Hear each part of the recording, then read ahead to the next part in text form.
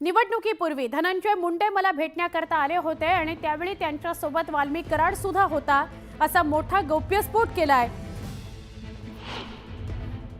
मनोज जरांगेंनी।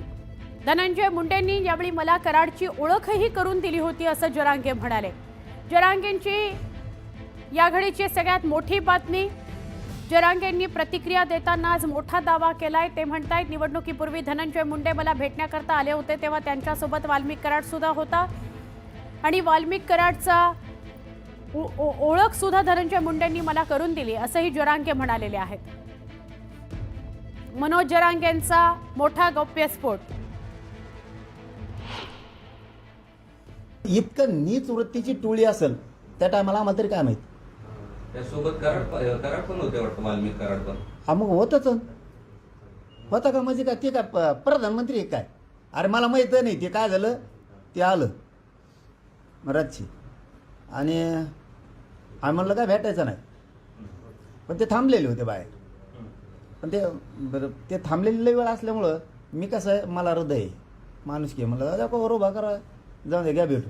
तर त्यांनी सांगितलं, त्या धनंजय मुंडेंनी सांगितलं ह्यो सरमाडे म्हणून काय काय ना हा ते ये म्हणून। अरे म्हणलं ये का ते हार्वेस्टरचे पैसे बुडील्याला माहित आहे नव्हतं आणि मग ते लगेच बाहेर गेलं। मी तेवढं म्हणलं की तेवढंच, बाकी काय नाही। एका मराठा तरुणाने आत्महत्या केल्याने मनोज जरांगे सरकारवर संतप्त झाले। तुम्हाला अजून किती बळी हवे आहेत? सरकारने भावनाशून्य होऊ नये, आरक्षणाबाबतचा लवकर निर्णय घ्यावा असं जरांगे म्हणाले। तुम्ही जर मजा बघत असाल तर तुम्हाला फळं भोगावी लागतील असा इशाराच मनोज जरांगेंनी यावेळी दिला। माझे हात जोडून विनंती आहे की आपण प्लीज आत्महत्या करू नका। हुकला नंबर तो हुकू द्या, आपण आणखीन शिकू, लढू, आरक्षण मिळाल्याच्या नंतर पुन्हा शिका, परंतु कायमचं आयुष्य संपू नका ही माझी सगळ्या बांधवांना मनापासून हात जोडून विनंती आहे। माझं मुख्यमंत्र्यांना म्हणणं आहे, फडणवीस साहेबांना, तुम्हाला किती बळी पाहिजेत नेमके? तुम्हाला काहीच वाटत नाही का?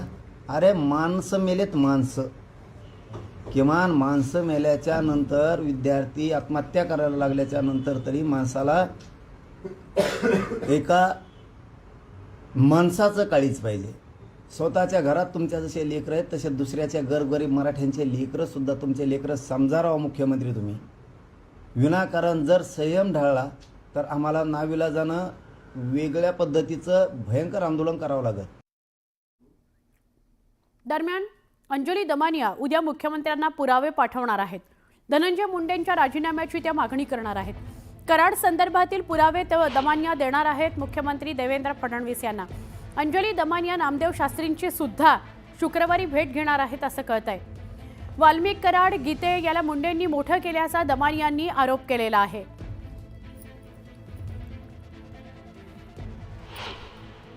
सामाजिक कार्यकर्त्या अंजली दमानिया आपल्यासोबत आहेत। मॅडम, गेल्या अनेक दिवसांपासून तुम्ही जी मागणी करत आहात, मंत्री धनंजय मुंडे यांच्या राजीनाम्याची ही मागणी आहे, तुम्ही अद्यापही या मागणीवरती ठाम आहात का? अगदी खूप ठाम आहे, कारण मला खात्री आहे की जोपर्यंत यांचा राजीनामा होत नाही तोपर्यंत या प्रकरणात काहीही होणार नाही। आणि म्हणूनच मला असं वाटतं की आता हे जे मुख्यमंत्री आणि अजित पवार हे कुठेतरी वाट पाहतायत की माध्यमं कंटाळतील, लोक कंटाळतील, हा लढा बाजूला हळूहळू होईल आणि आम्हाला मुख्यमंत्र्यांना आणि या दोघांनाही वाटतंय की धनंजय मुंडे यांना आपण वाचवू शकू, तर तसं आम्ही होऊ देणार नाही। आता शेवटचा एक त्यांनी जो प्रयत्न केला भगवानगडावर जायचा, त्यानंतर देखील आपण बघितलं की प्रत्येकाची प्रतिक्रिया किती तीव्र होती।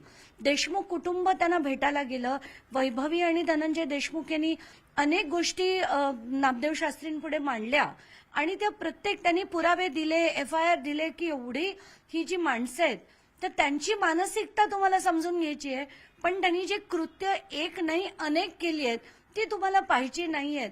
तर अशा सगळ्या त्यांच्या मनातल्या व्यथा त्यांनी मांडल्या। मला नामदेव शास्त्रींना हेच विचारावंसं वाटतं की तुम्हाला धनंजय मुंडेंच्या डोळ्यात आणि त्यांच्या हृदय अंतःकरणातले भाव कळले, तसे अंतःकरणातले भाव यांच्या पण कळले असते तर खूप बरं झालं असतं। म्हणून मी असं ठरवलंय की आता एक मोठा खुलासा मी उद्या करणार आहे आणि त्याचे पेपर्स घेऊन मी स्वतः आता भगवानगडावर जाणार आहे. कारण मुख्यमंत्र्यांनी राजीनामा घेतला नाहीये का, तर धनंजय मुंडे फार जवळचे आणि जुने मित्र आहेत म्हणून, आणि अजित पवारांनी देखील राजीनामा घेतला नाहीये, ते जवळचे मित्र आहेत म्हणून आता मला असं वाटतं की अंतःकरण बघितलं, डोळे बघितलेत, आता पुरावे बघा आणि आता तरी त्यांचा राजीनामा घ्या. आणि तो खरं तर भगवानगडाहून खरंच घेतला गेला पुरावे पाहून, तर मी म्हणेन की खरंच भगवानगडांनी आज पूर्ण बीडचीच नाही तर पूर्ण महाराष्ट्राची एक दिशा देण्याचं काम तिथून जर घडलं, धनंजय मुंडेंचा राजीनामा घेतला गेला तर अतिशय बरं होईल. मॅडम, तुम्ही उल्लेख केला की तुम्ही स्वतः ते सर्व पुरावे घेऊन भगवानगडावरती जाणार आहात, तर ते कधी जाणार आहात भगवानगडावरती सर्व पुरावे घेऊन? मी बहुतेक गुरुवारी किंवा शुक्रवारी बीडला जाऊन भगवानगडावर जाणार आहे. व्हिडिओ जर्नलिस्ट सचिन कुबडेसह स्नेहा जाधव, न्यूज 18 लोकमत, मुंबई. भगवानगडाचे महंत नामदेव शास्त्री महाराज आज संभाजीनगर जवळच्या भालगावात आले आहेत. या गावात देणगीचा कार्यक्रम आहे. गावातील भाविक लिलावाप्रमाणे आपली देणगी सार्वजनिकपणे जाहीर करतात. शेवटी कुणी किती देणगी दिली आणि एकूण देणगी किती गोळा झाली हे जाहीर होतं. असे कार्यक्रम राज्यभर होतात आणि गडासाठी कोट्यवधींची देणगी मिळते. आलेल्या देणगीतून अनेक कार्यक्रम गडाच्या माध्यमातून केले जात असतात.